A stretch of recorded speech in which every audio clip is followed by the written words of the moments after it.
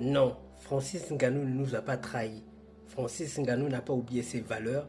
Francis Ngannou ne ferme pas les yeux sur les difficultés de l'Afrique.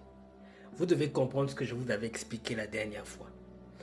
Dans la vidéo, parlons de Samuel Eto'o et de son rapport avec les politiciens, notamment Paul Biya au Cameroun et j'en passe. Cette photo-là, elle a fait beaucoup parler parce qu'on sait dans quoi Paul Kagame trompe en ce moment. Et du coup, il est un peu personne non ingrata chez beaucoup d'Africains en ce moment par rapport à sa situation avec la RDC.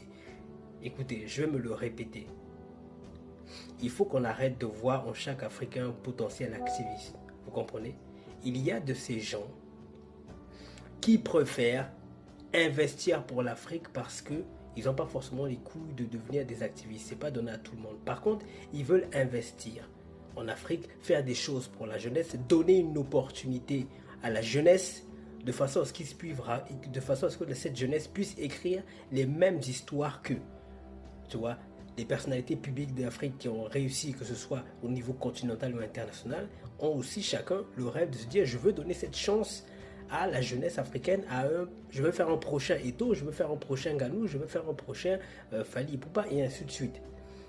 Donc pour ça, il faut qu'ils soient capables de travailler sur le continent tranquillement, au moins dans leur pays d'origine. Et pour que tu puisses bosser tranquillement chez toi, il faut que tu sois en accord et en bonne relation avec les autorités sur place, parce qu'ils ont le moyen de te déranger.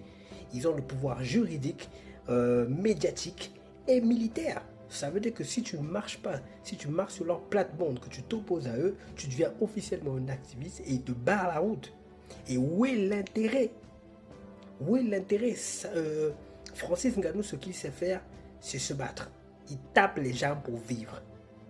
C'est ça son travail. Il n'est pas activiste. Tu comprends ce que je veux dire? Donc, lui, maintenant qu'il a réussi, il va investir aussi dans le combat en Afrique pour donner d'autres opportunités. Et peut-être même que parmi les gens qui vont réussir, il y en aura un qui sera un activiste. Donc, ça vaut tout le coup que, puisque vous voulez un activiste, peut-être même que parmi les prochaines célébrités, il y en aura un qui sera activiste. Vous voyez ce que je veux dire? Donc, à un moment donné, quand on est une personnalité publique qui n'est pas destinée à se battre, mais qui veut plus investir, ben, il faut parfois fermer les yeux.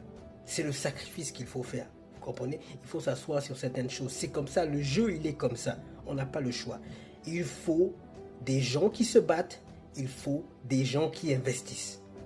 Et vous ne pouvez pas chercher à avoir que des combattants, que des activistes. À quel moment les gens vont investir? Si toutes les célébrités africaines deviennent des leaders activistes, qui investit?